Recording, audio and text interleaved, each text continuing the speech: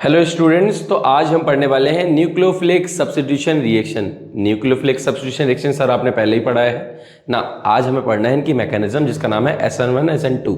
ठीक है, तो इनके में दो मैकेनिज्म है, SN1 SN2 के बारे में पढ़ना है। तो न्यूक्लियोफिलिक क्या कहलाता है ये तो हमें पता है, जिनको नहीं पता है वो जरा देख लें दोबारा से। ठीक है, और डिटेलिंग में जाना है तो पुरानी वीडियो जाके अच्छे से देखिएगा, फिर ये समझना। अब न्यूक्लियोफाइल क्या, न्यूक्लियोफाइल हमने समझाया था इलेक्ट्रॉन रिच ग्रुप, ऐसे ग्रुप जिनके पास इलेक्ट्रॉन भर के होता है। ठीक है, बहुत अच्छे अमाउंट में होता है, उनको बोलते हैं न्यूक्लियोफिलिक, उनको क्या बोलते हैं, न्यूक्लियोफाइल। ठीक है, दूसरा कौन कौन से हैं जरा देख लो। सर न्यूक्लियोफाइल के नाम पे I हो सकता है, बिल्कुल। NH3 हो सकता है, बिल्कुल I-। ठीक है, सर OH हो सकता है, बिल्कुल हो सकता है। सर CN भी, हाँ अच्छा न्यूक्लियोफाइल है। NO2 बिल्कुल हो सकता है। ईथर OR हो, तो ये हमारे क्या है, न्यूक्लियोफाइल है। ठीक, और न्यूक्लियोफिलिक सब्स्टिट्यूशन क्या कहलाती थी, जब स्ट्रॉन्गर न्यूक्लियोफाइल सब्स्टिट्यूट कर दे किसको, वीकर न्यूक्लियोफाइल को। हमने एक मैकेनिज्म भी देखी थी इसकी, कैसे हमने पढ़ा था कि हमारे पास कार्बन है और इससे 3 बॉन्ड लगे हुए हैं और ये हैलोजन माइनस। अगर हम रिएक्शन कराते हैं, ये हमारा पास ये पार्शियली नेगेटिव और ये कैसा है, पार्शियली पॉजिटिव। ठीक, अगर इसकी रिएक्शन भैया हम कराते हैं CN के साथ, साइनाइड, ये भी कैसा है, पार्शियली नेगेटिव। ठीक है, क्या होगा, ये साइनाइड जाएगा, उसको रिमूव करेगा, क्या बना, ये बन जाएगा कार्बन पॉजिटिव CN अटैच्ड, जो कि पार्शियल नेगेटिव है, और हैलोजन बाहर हो जाएगा। ठीक है, एग्जाम्पल के लिए हमने क्या पढ़ा था, CH3Cl है। रिएक्शन अगर KCN से कराओगे साइनाइड से तो बनाएगा CH3CN, बाहर क्या निकला, KCl। सर ये बात तो इतनी हमें समझ में आती थी, हमने पहले ही पढ़ रखा है। अब कहानी है कि इनकी दो मैकेनिज्म कौन कौन सी है, तो पढ़ने जा रहे हैं आप SN1 और SN2। जरा देखते हैं उसको। न्यूक्लियोफाइल, जो न्यूक्लियोफिलिक सब्स्टिट्यूशन है, दो टाइप की होती है। एक आपकी SN1, दूसरी है SN2। ठीक है, SN1 और SN2। अब सर ये SN1 क्या, SN1 का नाम है, उसका नाम है यूनिमॉलिक्यूलर न्यूक्लियोफिलिक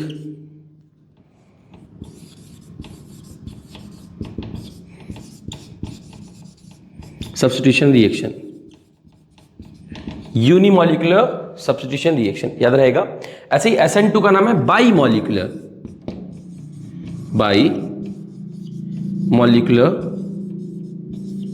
न्यूक्लियोफिलिक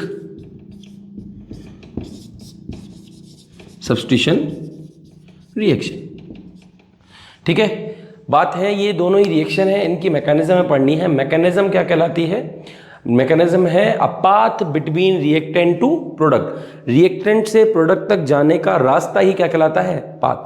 जैसे आपको एग्जाम्पल के फॉर्म में लखनऊ से दिल्ली जाना है, ठीक है, तो आप कैसे कैसे गए वो आपकी क्या है, मैकेनिज्म। आप उड़ के गए हैं, आप जमीनी से गए हैं, आप क्या कहते हैं जल, वो आप समुद्र से गए हैं, जैसे भी गए हैं फिलहाल।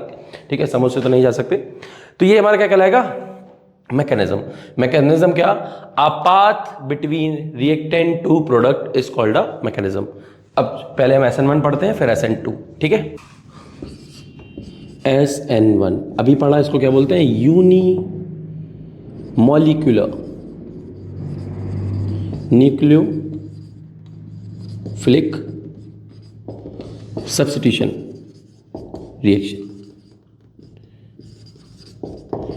यूनिमॉलिक्यूलर न्यूक्लियोफिलिक सब्स्टिट्यूशन रिएक्शन क्या है, SN1। SN1 जो होती है ये 2 स्टेप मैकेनिज्म लिखेंगे, it is a 2 step mechanism, 2 step mechanism. ठीक है, जिसमें first step is slow.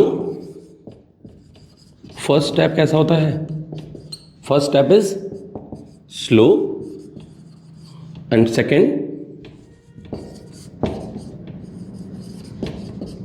Step is fast. जिसका फर्स्ट स्टेप कैसा होता है, स्लो, सेकंड स्टेप कैसा होता है, फास्ट।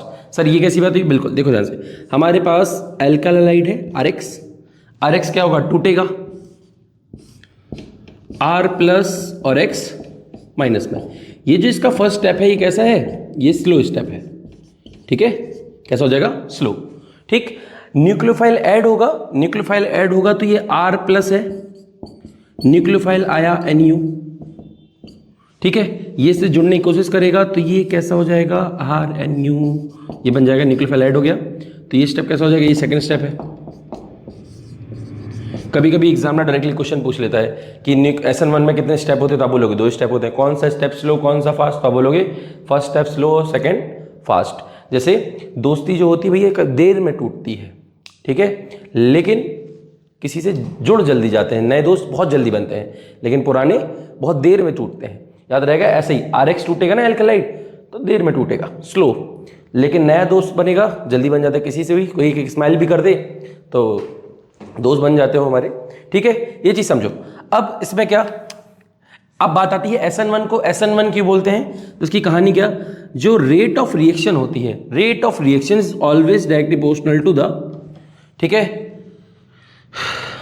एल्कलाइड, किस पे, एल्कलाइड। जो रेट ऑफ रिएक्शन होती है डिपेंड करती है किस पे, एल्कलाइड पे। तो R इजिकल टू क्या हो जाएगा, KRX, ठीक है। कोई पूछे SN1 को SN1 क्यों बोलते हैं, तो आप बोलोगे क्योंकि वो सिर्फ और सिर्फ एल्काइल हैलाइड पे डिपेंड करती है। दूसरी कहानी आती है रिएक्टिविटी सीरीज, हाईली रिएक्टिव इसमें होता है, रिएक्टिविटी सीरीज सबसे ज्यादा हाईली रिएक्टिव होता है इसमें टर्शरी, फिर होता है सेकेंडरी, फिर होता है प्राइमरी। प्राइमरी सेकेंडरी टर्शरी आपने पढ़ रखा है, ठीक है। सबसे ज्यादा हाईली रिएक्टिव कौन होता है, टर्शरी, फिर सेकेंडरी, फिर प्राइमरी, ये बात याद रहेगी। तो ये है आपकी SN1 मैकेनिज्म, ठीक है। जल्दी से इसका स्क्रीनशॉट लीजिए, फिर हम पढ़ते हैं SN2, फिर दोनों में डिफरेंस समझते हैं। अब पढ़ते हैं हम लोग SN2। अब सर SN2 भी क्या पढ़ा था, SN2 को क्या बोलते हैं, बाई मॉलिक्यूलर न्यूक्लियोफिलिक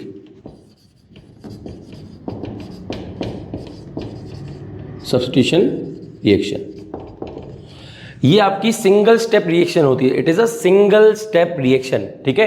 अब कहानी क्या कैसे बनेगी जरा देखो, ये कार्बन है, इस कार्बन पे हमने ये R लगा दिया यहाँ, बस इसको डिफरेंस करने के आगे पीछे बैकेंड में।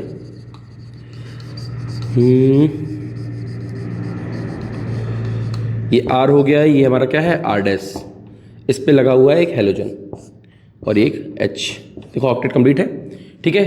हेलोजन माइनस है, ये पार्शियली पॉजिटिव और ये पार्शियली नेगेटिव। अब इससे न्यूक्लियोफाइल जुड़ने की कोशिश कर रहा है, न्यूक्लियोफाइल कुछ भी हो सकता है, ठीक। अब जब न्यूक्लियोफाइल जुड़ेगा तो भैया इस हेलोजन को हटाएगा, इस हेलोजन को हटाएगा तो यहाँ पे एक कंडीशन आ जाती है, ये बनाता है एक ट्रांजिशन स्टेट। ट्रांजिशन स्टेट क्या कहलाती है बताते हैं, ठीक। कार्बन एज इट इज ये हमने बनाया, ये हमारा R है,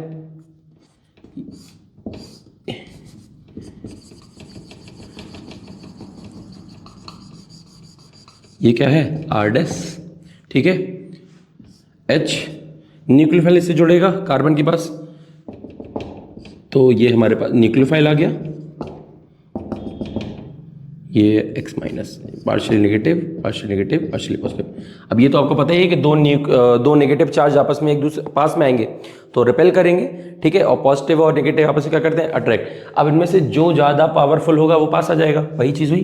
तो यहाँ पे जो एक स्टेट बनती है इसको बोलते हैं ट्रांजिशन स्टेट, ट्रांजिशन स्टेट, ठीक है। ट्रांजिशन स्टेट क्या होगी कि बदलाव हुआ नहीं है, बदलाव हो रहा है। जैसे चाय बनाते हैं ना, चाय में सब कुछ पड़ जाता है, जब इलायची, आपकी चाय पत्ती, दूध सब कुछ चला गया, लेकिन एक उबाल आने की जरूरत होती है ना, वही है जो उबाल आने वाली होती है जिससे चाय पकेगी, वही क्या है हमारी ट्रांजिशन स्टेट। अब इस ट्रांजिशन स्टेट से क्या, हेलोजन बाहर हो जाएगा, कार्बन, फिर ये H,